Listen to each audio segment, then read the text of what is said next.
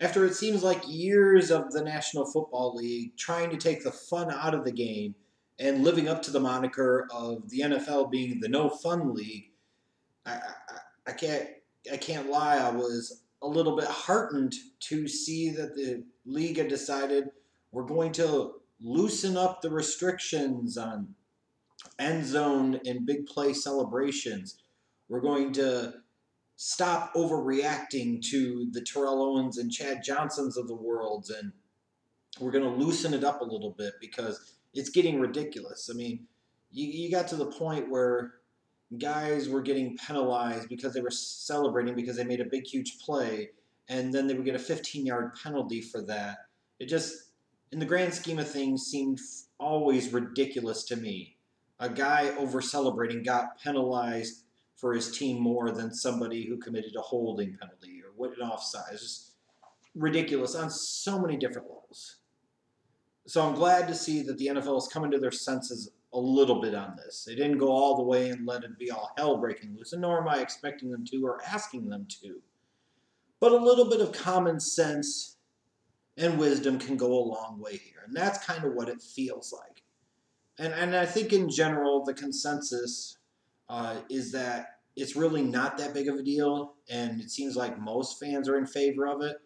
And frankly, the ones that aren't in favor of it probably are the type that aren't going to be in favor of anything other than going back to 1950 smash mouth run on first, second, third down football. So what can you do? So I wondered what the reaction of players and coaches is going to be. And of course, the players were pretty excited about this, again, as they should be. As far as how all the coaches responded, who knows? From the type of role that they have, some of them probably aren't that keen on it.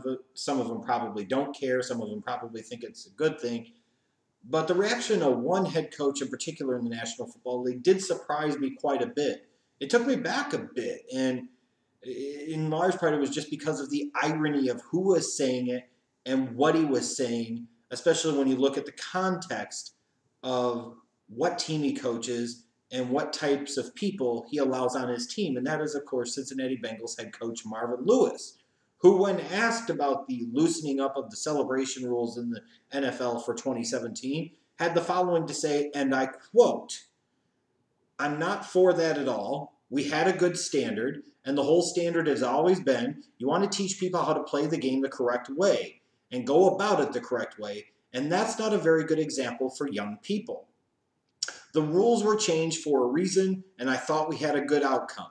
Again, this is a team game, and I don't understand why we want to give in to individual celebrations," unquote.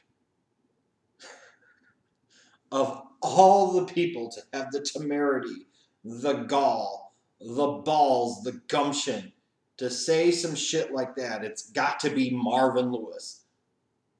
Of all the head coaches in the league that maybe had a place to say something like that, this is the type of quote you would almost expect from a Bill Belichick, and you could understand a Bill Belichick saying that because when all is said and done, he's got 5 Super Bowl rings. Might be getting another 1 or 2 here in the future. Of all the people, though, Marvin Lewis, let me get this straight. Team celebrations set a bad example. Dancing sets a bad example.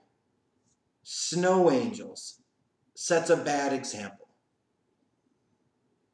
Granted, in the grand scheme of things, maybe they don't set the best example, but if we really think that these things set bad examples and will negatively influence our kids, what kind of condemnation is that of us as a society, and in particular of parents and how they parent and raise their kids? I mean, team celebrations are a bad example. Dancing's a bad example. A guy on the ground making a snow angel is a bad example. No. There are a lot of things in life, in sports, in football, in the NFL especially, that set a bad example for our kids in this country and across the globe.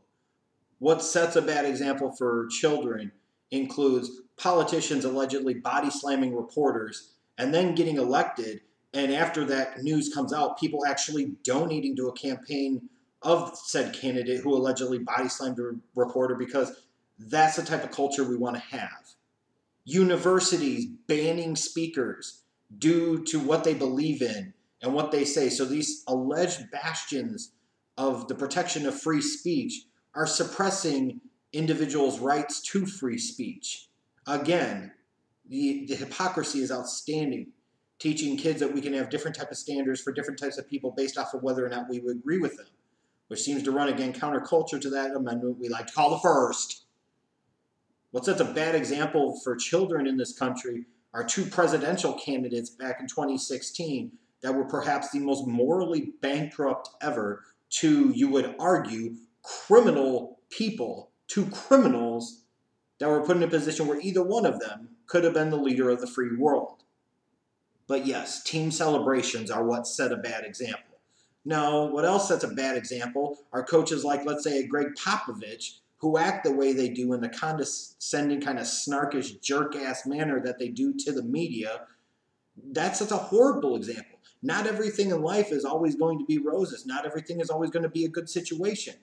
So basically what a turd like a Greg Popovich teaches, and he's able to get away with it because of the success that he's had, is that if you don't like a situation, just complain, bitch, and moan about it, throw a fit about it, and that's how you deal with it. No, that's not how you deal with it, and I wouldn't think that's how anybody would want to teach their kids how to deal with it. Players who get arrested for drug issues and other off-the-field crap, they set a bad example for kids. People defending Adrian Peterson, a child abuser.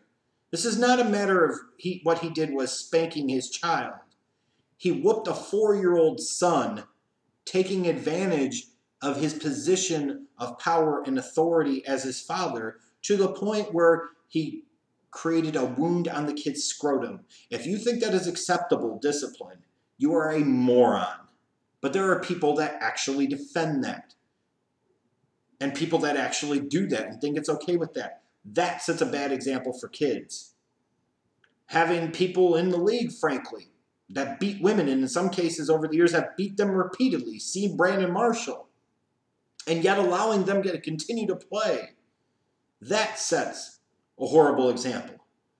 And no matter what the NFL tries to do to say this or say that, when all is said and done, it's not do as I do, it's do as I say. That's ridiculous. And of all the people, again, the irony of it, that Marvin Lewis had the balls to say something like this. Never mind the fact that his team just drafted Joe Mixon in the second round, who I do believe deserved a chance in the NFL.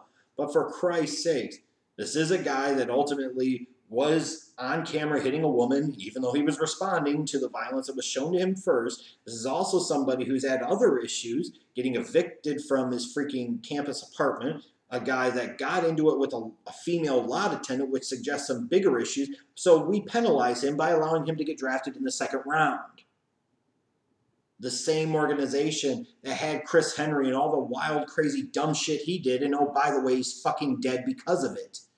The Frosty Ruckers of the world, the Adam Pac-Man Joneses of the world, the Vontez Burficts of the world. Not all of these guys have been exactly upstanding citizens, but Marvin Lewis has given them chances, and in some cases, multiple chances.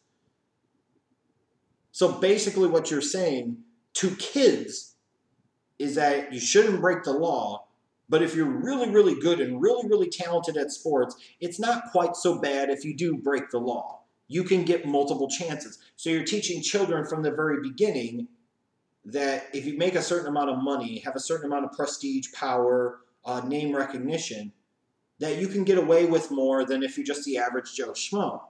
Now, excuse the hell out of me, but dancing team celebrations and snow angels in no way, shape, or form to compare as a bad example to what I've just listed there. And the fact that Marvin Lewis said something like this is not just borderline or half. It is going complete full retard. Period. Period. I would expect some other fuddy-duddy type of guys to say this, but Marvin Lewis to say it, he should know better, especially based off of his history in Cincinnati. And if we want to talk about setting bad examples, how about the example of a guy who somehow magically is getting ready to enter his 15th season of coaching a team in the NFL with 0 playoff victories to show for it? This is that bullshit that we have where we tell kids it's okay to finish last place as long as you tried hard and gave your best. No, the fuck it's not.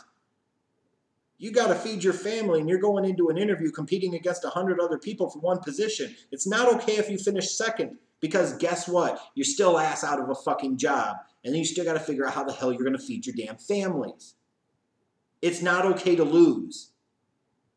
And yet the Cincinnati Bengals say, hey, it's okay to be mediocre. It's okay to have just a little bit of success.